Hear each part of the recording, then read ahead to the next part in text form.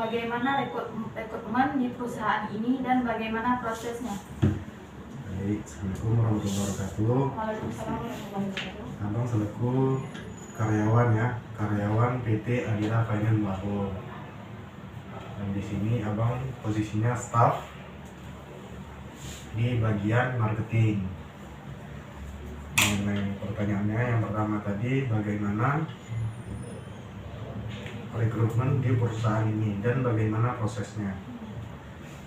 Nah, kalau rekrutmen kayaknya sekarang tuh semua perusahaan itu sama ya, harus terbuka. Itu yang pertama. Cuman yang istilahnya di sini terbuka, kita kan yang buat lamaran kan paling kan tempel di depan. Nah, setelah ditempel, masuk lamaran ke kita. Setelah itu ada proses untuk seleksinya. Ya. Untuk proses seleksinya, seleksi berkas. Setelah seleksi berkas, itu nanti akan dihubungi oleh pihak HRD-nya. Setelah dari pihak HRD diminta lengkapi berkas, kemudian ada serangkaian tes. Yang pertama tesnya itu ada tes psikotes.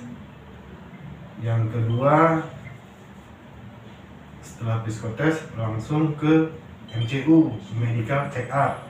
Nah, setelah medical check up, terus sekarang juga kita ada istilahnya screening karyawan baru yang masuk. Screening itu misalnya data kita Nur Aziza dicek di APPI. APPI istilahnya kita nih ada nggak sangkutan kreditnya nama kita. Nah, sangkutan kredit. Kalau misalnya nama kita lecet, ini misalnya salah satu dari adik ini ada kredit lah dia kira kan, tiba-tiba namanya lecet, itu nggak bisa bergabung sama kami. Nah, itu bertentangan sekarang. Setelah serangkaian tes ini tadi sudah selesai, baru kita dipanggil bergabung kerja di ADK. Gitu. Yang kedua itu pertanyaannya bagaimana menentukan besarnya upah karyawan? Bagaimana menentukan besarnya upah karyawannya? Nah, kalau upah karyawan kita kan di bawah naungan dari pemerintahan juga. Maksudnya bagaimana peraturan pemerintah itu yang kita ikuti. Nah, untuk upah sendiri kita mengikuti UMR dari pemerintahan Aceh. Nah, berapa upahnya UMR segitu kita ikuti. Itu upahnya. Gitu. Ya. Yang ketiga, seperti apa merancang instansi jalur karyawannya? Nah, di sini agak kurang ngerti nih Bang. Seperti apa merancang instansi jalur karyawan? Maksudnya dari karyawan ini tadi masuk ke Adira, diangkat jadi karyawan atau gimana ya? Itu Bang, itu kan abang masuk, misalnya abang masuk ke kantor ini, itu langsung diangkat jadi karyawan atau gimana? Oh iya, Prosesnya, Bang. prosesnya untuk jadi karyawan di sini. Iya. Nah, kan tergantung kebutuhan yang diperlukan di sini. Misalnya kebetulan nanti dibutuhkan langsung karyawan Adira, berarti dia kontraknya langsung kontrak under Adira.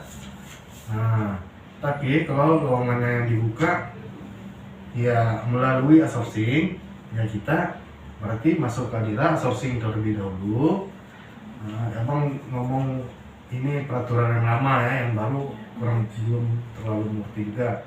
Kalau yang lama gabung ke Adira, kontrak outsourcing 2 tahun, setelah 2 tahun baru kita tes kembali untuk jadi kontrak under Adira.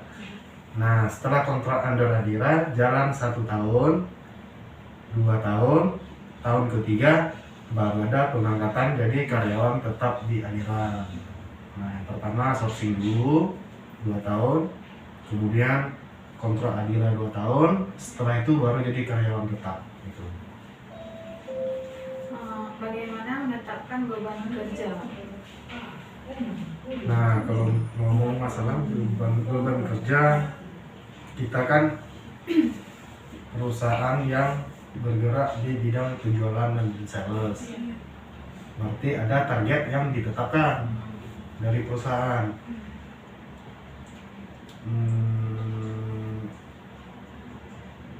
Target yang kami jual itu kan di sini kan produk. Yang pertama ada dari elektronik, kendaraan, mobil, motor. Setelah itu ada pinjaman dana dan lainnya. Nah, yang dihitung di sini kan unit nih. Yang dibebankan sama kami unit. Contoh per bulannya beban yang dikenakan sama kami itu minimal 21 unit. Minimal. Ya, itu beban minimal, otomatis ya kita aman lah kerja di sini istilahnya. Tapi kalau untuk mencukupi target dari perusahaan itu 35 unit.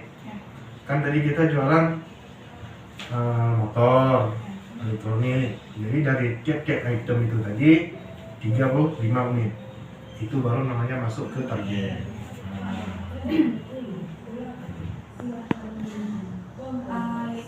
Yang terakhir ini Bang, bagaimana mereka merancang pendidikan di sini?